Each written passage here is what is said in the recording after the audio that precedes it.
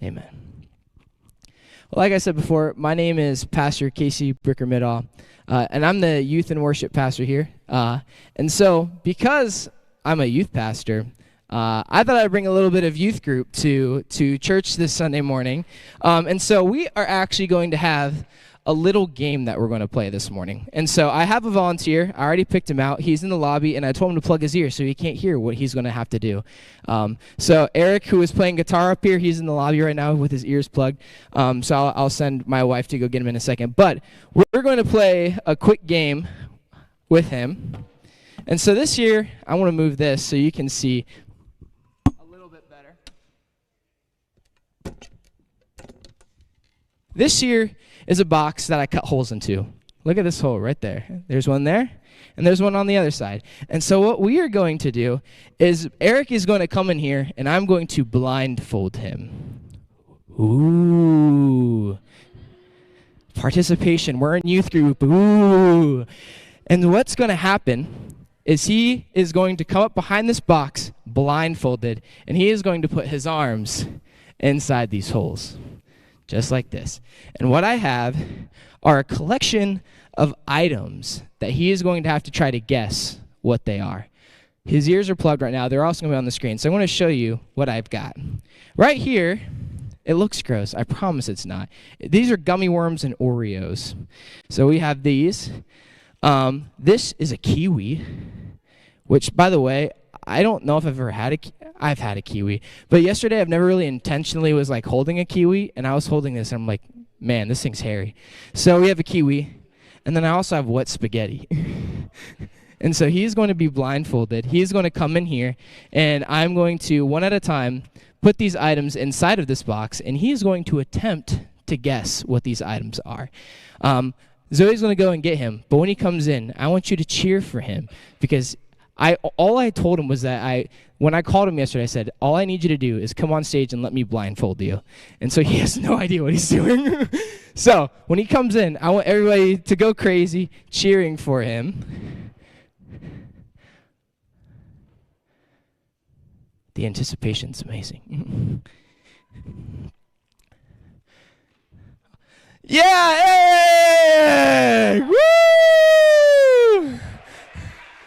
Eric, come on down.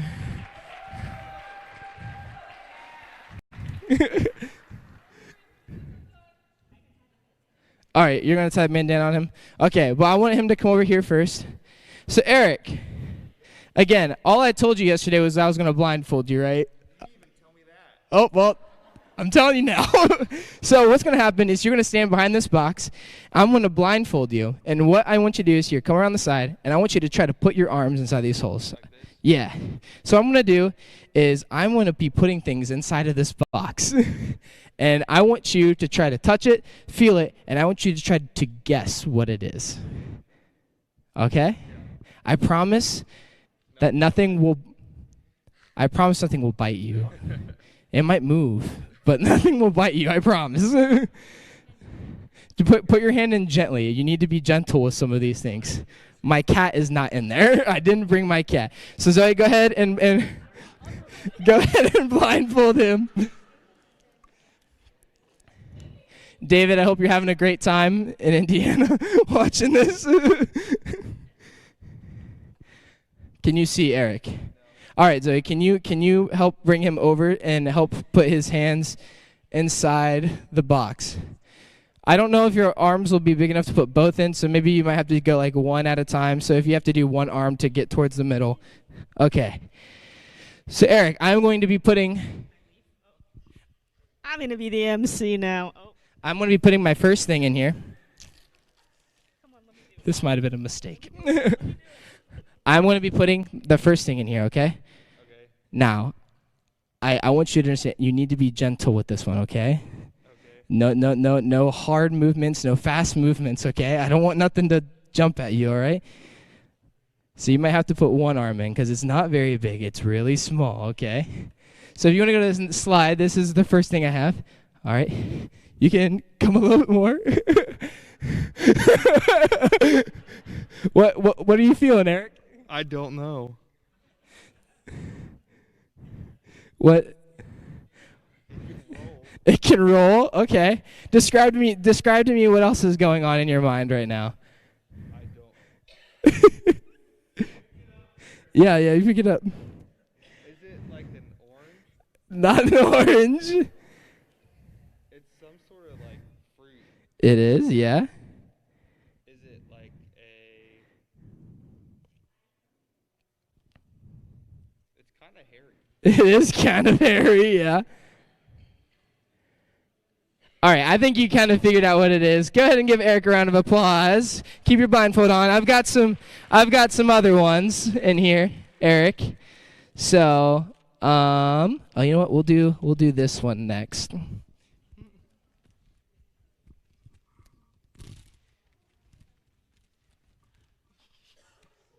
All right. All right, these ones are. Go ahead and put your hands in now, Eric. Our next item is in there. Oh, you. Maybe just do one arm.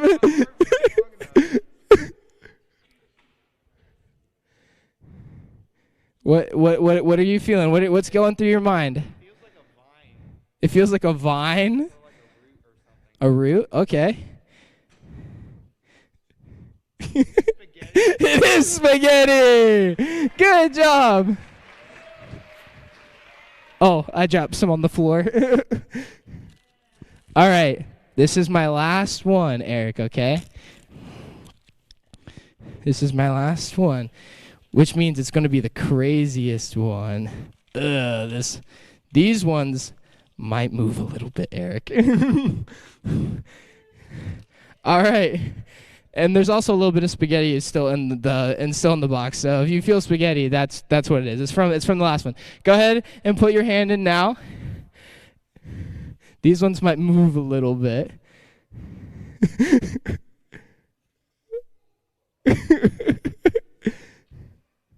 don't understand.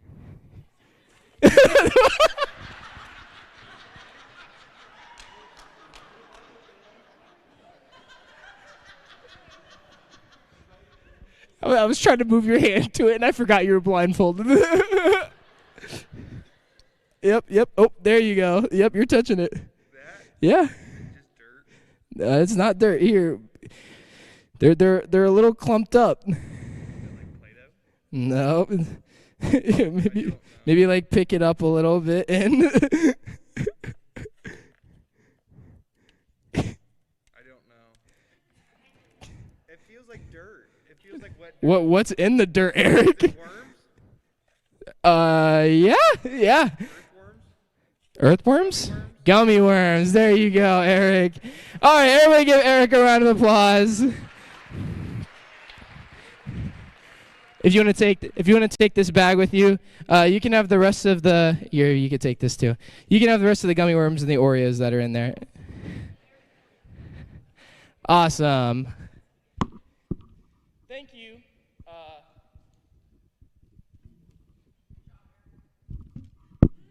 Thank you for allowing me to do that. I had a lot of fun with that. So, I hope you all had fun, kind of watching Eric touch random things.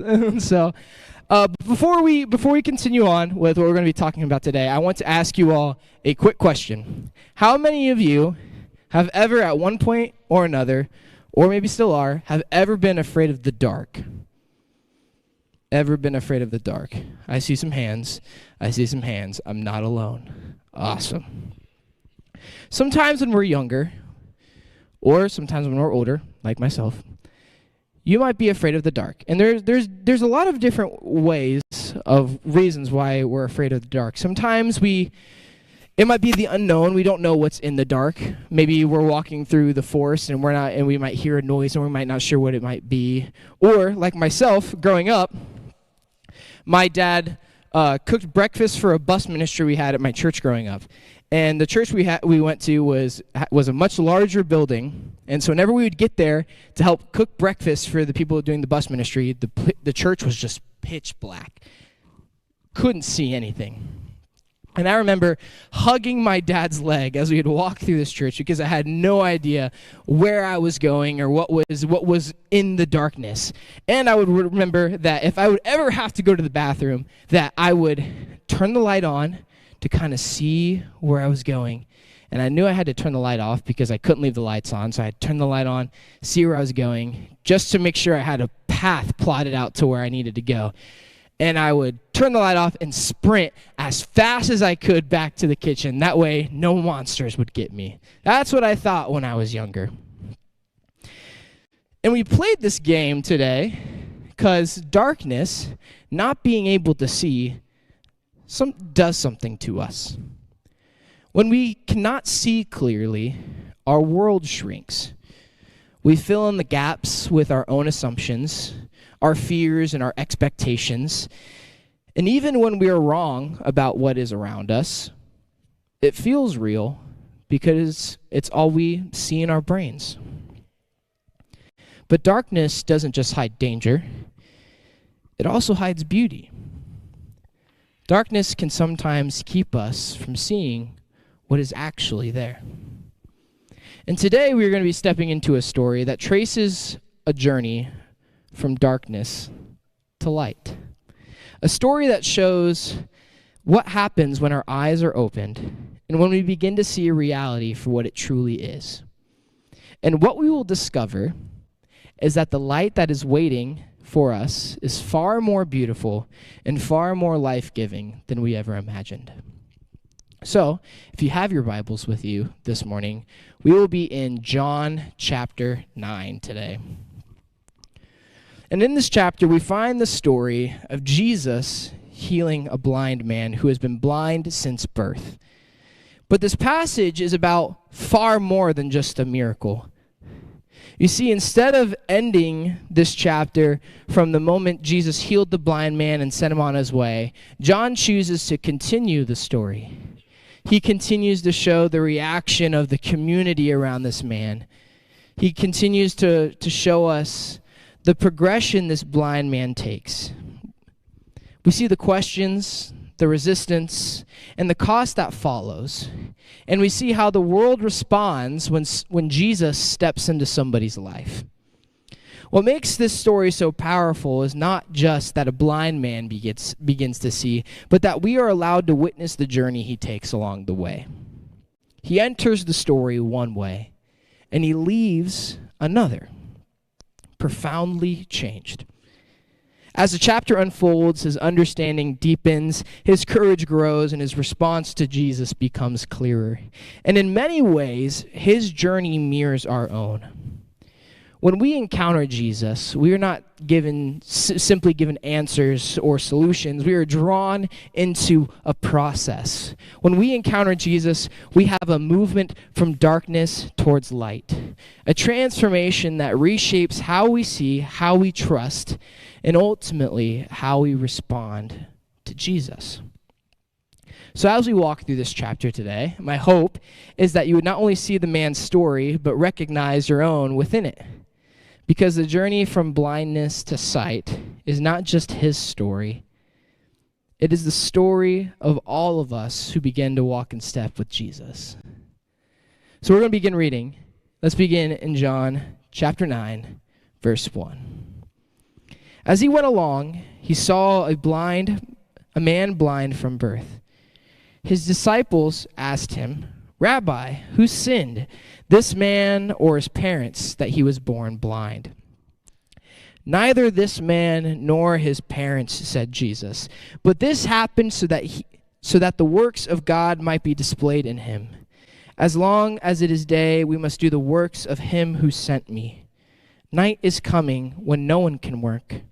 While I am in the world, I am the light of the world." And after saying this, he spit on the ground, made some mud with the saliva, and put it on the man's eyes. "Go," he told him, "wash in the pool of Siloam." So the man went and washed and came home seeing. Throughout our journey through this chapter, we'll see points of the story big milestones on this journey from darkness to light. And in this first instance, our first step in our journey from darkness to light is we see this. Jesus approaches us in our blindness. So often, for some, Jesus can feel like a faraway destination, someone we must work our way towards by pushing through the crowds of doubt, sin, shame, and unanswered questions in our lives. But the reality of the situation is so vastly different.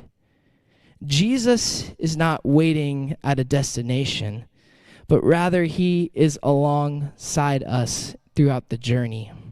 His grace is not distant or passive. It is present and active in our lives. In the Christian tradition, we call this idea prevenient grace. The truth that God's grace is already at work in us before we ever respond to him. Before you knew his name, before you understood the gospel, before you ever took a step towards Jesus, he was already moving toward you. Just as Jesus approached the blind man on the margins, he finds us exactly where we are, and yet, like the blind man, we are invited to respond to that grace. We see this truth clearly in John 9. What stands out in this miracle is that Jesus takes the initiative. Throughout the gospel, we can see stories of people crying out for help, people going to find Jesus to bring him to a place of healing. We see stories of people reaching out through crowds for healing. But in this story, we see something different. Jesus is walking alongside the road, and he sees a man who needs help. The man doesn't call out for help. He's begging for money, but he's not crying out for healing. He's been blind since birth. He doesn't think that anything could change that situation from him. But Jesus approaches him and walks to him. This moment becomes even more powerful when we notice the contrast between Jesus and the disciples. When the disciples see the man blind from birth, their first response is not coming from a place of compassion, but rather it's a question of blame. In verse 1, they ask, who is responsible for this man's blindness? Was it his sin or his parents' sin that he was born blind? And at the time, there was this belief that physical ailments or physical diseases were completely attached to sin.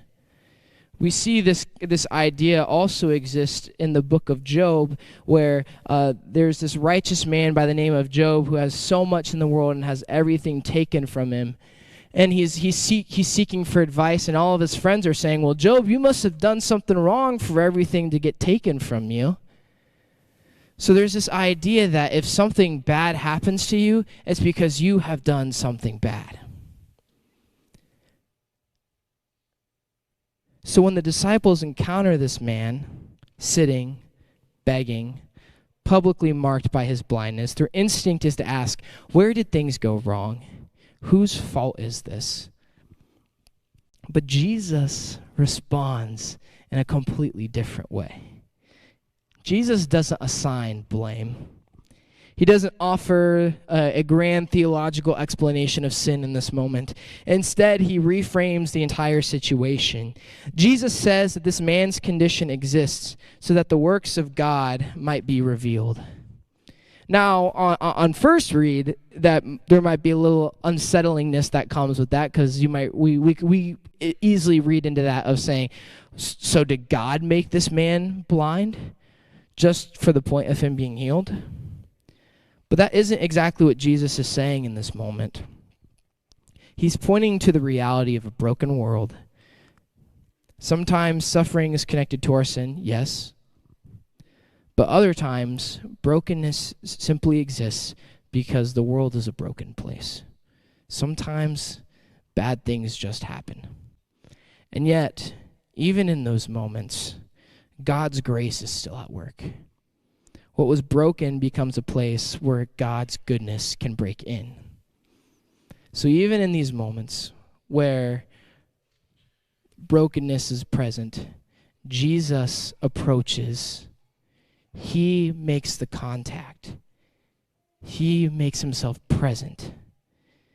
Jesus approaches us in our blindness to bring restoration, healing, and grace.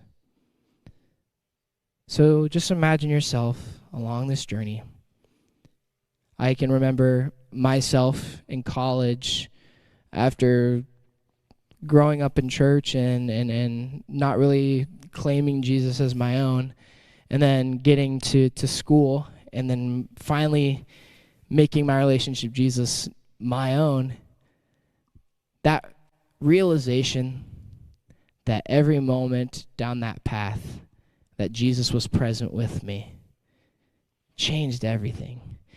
I didn't have this, it wasn't me coming to this eureka moment of like, oh, I finally found Jesus, but it was me finally responding to Jesus' presence in my life. So reflect on that if you've had those moments of all the times where it might not have seemed like Jesus was present.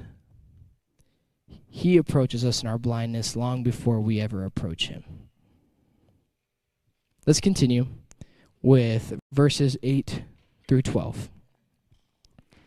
His neighbors, the blind man's neighbors, his neighbors and those who had formerly seen him begging asked, "Isn't this the same man who used to sit and beg?" Some claimed that he was. Others said, "No, he only looks like him." But he himself insisted, "I am the man." "How then were your eyes opened?" they asked. He replied, "The man they called Jesus made some mud, put it on my eyes. He told me to go to Siloam and wash. So I went and washed, and then I could see." "Where is this man?" they asked him. "I don't know," he said. So our second step on this journey from darkness to light is that Jesus changes who we are. Jesus approaches us in our blindness, and when he does, he fundamentally changes who we are. No matter our stage of life, many of us can point to a moment or a season that reshaped the way we see the world, or the way we see others, the way we see ourselves.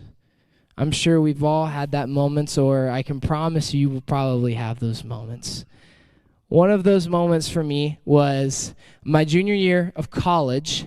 I had the opportunity to go on a service learning trip with Mount Vernon Nazarene University, which is where I graduated from. And the service learning trips were essentially mission trips where you also learned at the same time. So, because it was for a class, so it was kind of a combo piece. But for my specific trip, it was my wife and a couple of our friends. We went to LA and California. And when we were there, we got to spend time with so many different ministries in the LA County. So we got to spend times with this place called Homeboy Industries, which was a gang rehabilitation center. We got to spend time with food banks. One of my favorites is we got to spend time with an after-school music. It was like a after-school, like if you imagine School of Rock, but real. And it was like an after-school thing. That was wicked cool. And we got to spend time with that. But one of the things that completely changed my life was a ministry called Row Church. Now, give me a raise of hands. How many of you have ever heard of Skid Row before? Okay. If you haven't heard of Skid Row, here's a picture of Skid Row. Skid Row is in LA, and it is the largest concentration of unhoused people in the United States. It covers roughly 4 square miles, and some estimate that it is home to about 4,400 to 6,000 unhoused people. And so Road Church was a mobile church that they would set up throughout the Skid Row district.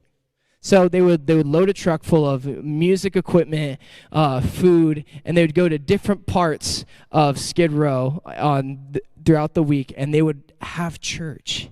they would just set up on the side of the street and they would have church with the unhoused population.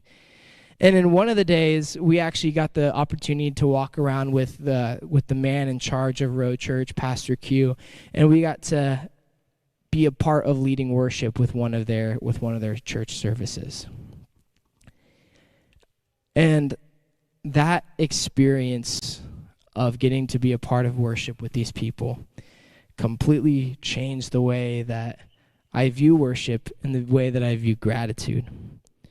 I've never seen worship that was so honest and unfiltered. People who had very little were lifting their voices to God with deep sincerity and hope. It reminded me that worship is not about comfort or having everything together. It is about recognizing who God is and responding to him. From that moment on, something in me shifted, and I was never the same. And this is my story.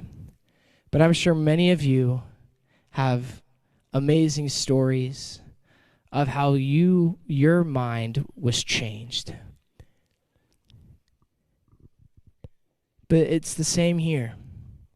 When we begin a journey from darkness to light, Jesus changes who we are. We see this in John 9. After the blind man was healed, the people who had known him for years began to question whether he was even the same person. Some insisted he only looked like him, like the man who had been blind, suggesting that the blind man must be somewhere else. Like, it can't be this guy. But he was the same man. The difference was that he encountered Jesus. N.T. Wright says it this way. N.T. Wright says that new creation always seems puzzling. Nobody in the story could quite figure out whether the man was the same or not.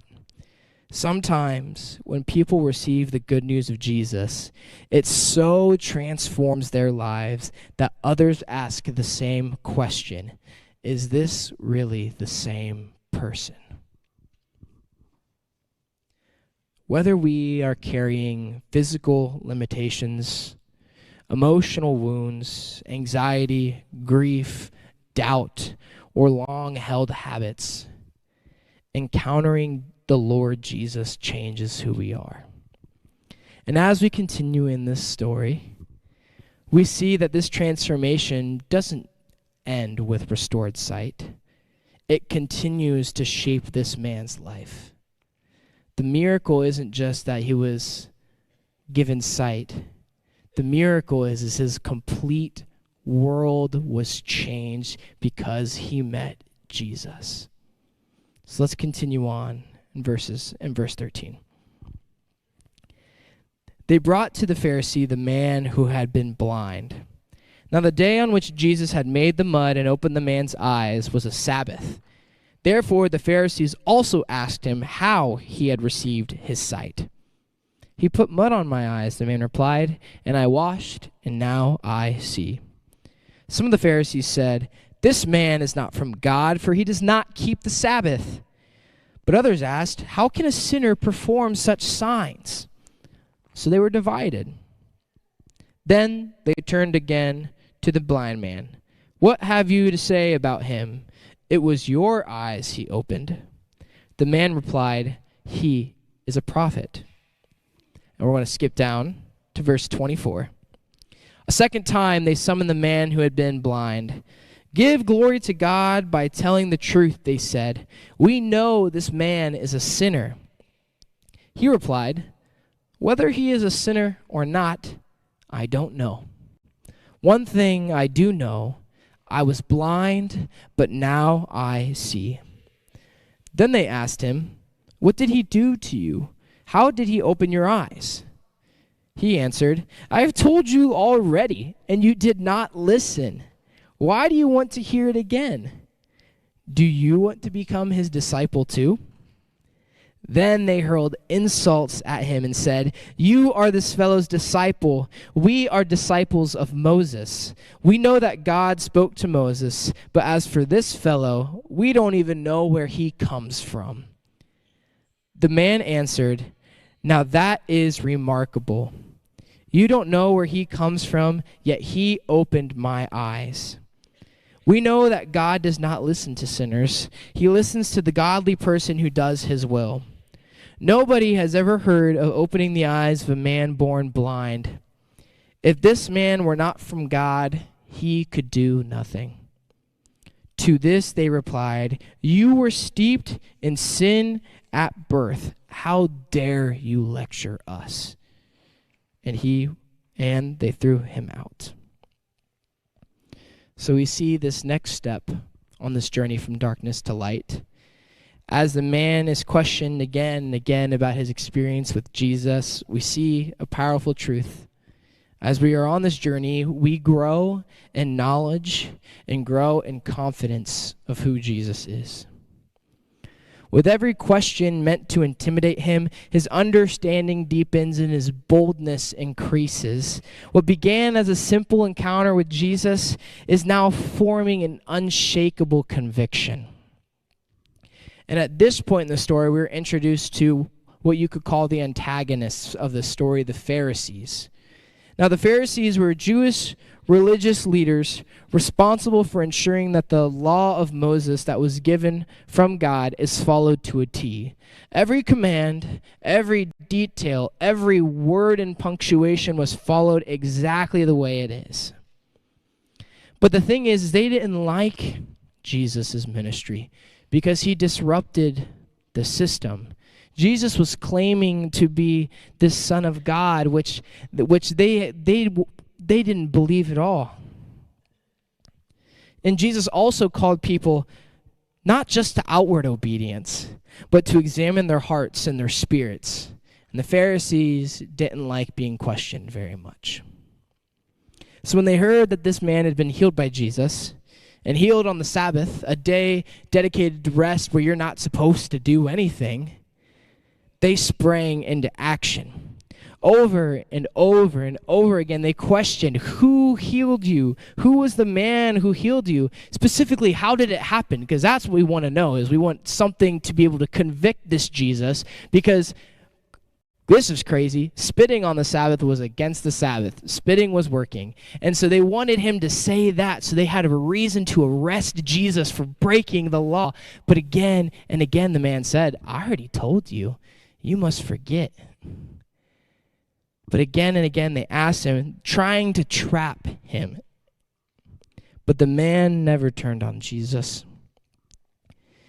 And hanging over all of these bombardment of questionings was a very real threat. Alongside of claiming Jesus as Messiah and claiming Jesus as God was this idea of being cast out from your Jewish community. And when you were cast out from the community, you were no longer allowed to worship in the synagogues. You were no longer allowed to be near the temple. You were no longer allowed to associate with your friends of the Jewish faith. You are no longer allowed to be with your family of the Jewish faith. To be cast out was to be excommunicated from everything that you knew. And yet, knowing this consequence, this man stood firm. After encountering Jesus and being fundamentally changed, he continued to grow both in knowledge and in confidence. Earlier in this chapter, in verse 17, he refers to Jesus as a prophet. But just a few verses later, in 33, he boldly declares that Jesus is from God. And he knew exactly what the consequence of saying that was, but he didn't care. He still spoke with confidence. A man he just met. And throughout this line of questioning, the man's eyes continued to open wider and wider to the truth of who Jesus was. Each encounter, each question deepened his conviction and strengthened his confidence. And in turn, his understanding of Jesus grew stronger. And we are called to that same thing in our lives as we journey from darkness to light. When Jesus meets us where we are and changes us, that change should move us deeper into grace and draw us further into relationship with him. Embracing the reality of who Jesus is and learning to grow confident in that reality allows us to stand firm where others, like the Pharisees, challenge or threaten our way of life. As we grow in knowledge and in confidence, we begin to see Jesus for who he truly is, just as the blind man does in the verses we're about to read. And our relationship with him deepens, becoming more intimate, more trusting, and more unshakable. Let's read these last verses of John 9, starting in verse 35. Jesus heard that they had thrown him out, and when he found him, he said, "Do you believe in the Son of Man?" "Who is he, sir?" the man asked. "Tell me, so that I may believe in him." Jesus said, "You have now seen him. In fact, he is the one speaking with you." The man said, "Lord, I believe," and he worshipped him. Jesus said, "For judgment I have come into this world, so that the blind will see, and those who see will become blind." Some Pharisees who were with him heard him say this and asked, "What? Are we blind too?" But Jesus said, "If you were blind, you would not be guilty of sin. But now that you claim you can see, your guilt remains." When the man re-encounters Jesus, he now fully believes that Jesus is the Son of Man and the living God. And when this revelation comes, when the darkness from his previous life is passed away, and all he sees is the light of life, he responds in the only way that makes sense. He sees and he worships. This man has been through a complete journey. He went from a life of never seeing the sun rise or set to being cast out of his community for standing by the one who gave him sight. Everything about his life has changed, and yet at the end of the journey, Jesus comes and finds him again. Not only does Jesus come and find him when he heals him from his blindness, but even at the end, Jesus comes and finds him again. As we begin walking with God, we quickly discover the truth, and the love of Jesus often stands in direct contrast to the world around us. The values and the virtues the world celebrates are usually the very things Jesus calls us to lay down. But here is the beauty of this story. And the moments that the world rejects us, Jesus seeks us out. Michael Card captures this beautifully when he says this: "Certainly it was amazing to open the eyes of someone born blind, but how much more miraculous is it that Jesus, the Son of God, looks for and finds the man thrown out of his home and his life."